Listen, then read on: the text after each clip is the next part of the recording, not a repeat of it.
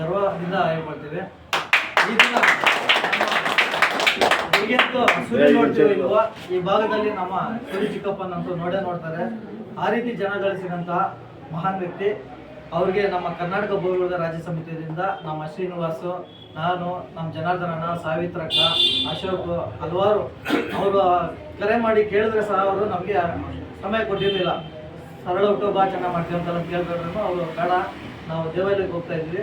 ಮತ್ತು ಈ ಭಾಗದಲ್ಲಿ ವಾರ್ಡಲ್ಲಿ ಅತಿ ಹೆಚ್ಚಾಗಿ ಜನಪ್ರಿಯ ನಾಯಕರು ಎಲ್ಲರೂ ಬಂದು ಪ್ರತಿ ಬಸವರಾಜ ಅಭಿಮಾನಿಗಳಾಗಿರ್ಬೋದು, ನಮ್ಮ ಸೂರ್ಯಂಕಲ್ ಅವರ ಅಭಿಮಾನಿಗಳಾಗಿರ್ಬೋದು, ಹಲವಾರು ಜನ ಕೇಳ್ಕೊಂಡಿದ್ದಾರೆ ಹುಟ್ಟುಹಬ್ಬಾಚರಣೆ ಮಾಡೋಕ್ಕೆ. ಆದರೆ ಅವ್ರಿಗೆಲ್ಲ ಕಾಲಾವಕಾಶ ಕೊಟ್ಟಿಲ್ಲ, ನಮಗೂ ಕೊಟ್ಟಿರಲಿಲ್ಲ. ಯಾಕೋ ನಮ್ಗೆ ಸಮಾಧಾನ ಇರಲಿಲ್ಲ. ನಮ್ಮ ಸಮಾಜದ ಮುಖಂಡರು ಮತ್ತು ಈ ಭಾಗದಲ್ಲಿ ಒಂದು ಒಳ್ಳೆಯ ಜನಪ್ರಿಯ ನಾಯಕರು, ನಾವೊಂದು ಗೌರವ ಸೂಚಿಲ್ಲ, ನಮಗೆ ಅಗೌರವ ಆಗುತ್ತೆ ಅನ್ನೋ ಉದ್ದೇಶದಲ್ಲಿ ಯಾವುದೇ ಭೇದ ಭಾವ ಇಲ್ಲದೆ ನಮ್ಮ ಸಂಘಟನೆ ಜೊತೆಗೆ ಎಲ್ಲ ಜಾತಿ ಧರ್ಮದವರು ನಾವು ಬರ್ತಾ ಇರೋದ್ರಿಂದ ಅವರು ವಿಷಯ ತಿಳ್ಕೊಂಡು ನಮ್ಮ ಚಿಕ್ಕಪ್ಪ ಅವರಿಗೆ ಹುಟ್ಟುಹಬ್ಬದ ಶುಭಾಶಯಗಳು ಹಾರೈಸಲಿಕ್ಕೆ ಬಂದಿದ್ದಾರೆ. ಅವ್ರಿಗೆಲ್ಲರಿಗೂ ತುಂಬ ಧನ್ಯವಾದಗಳು.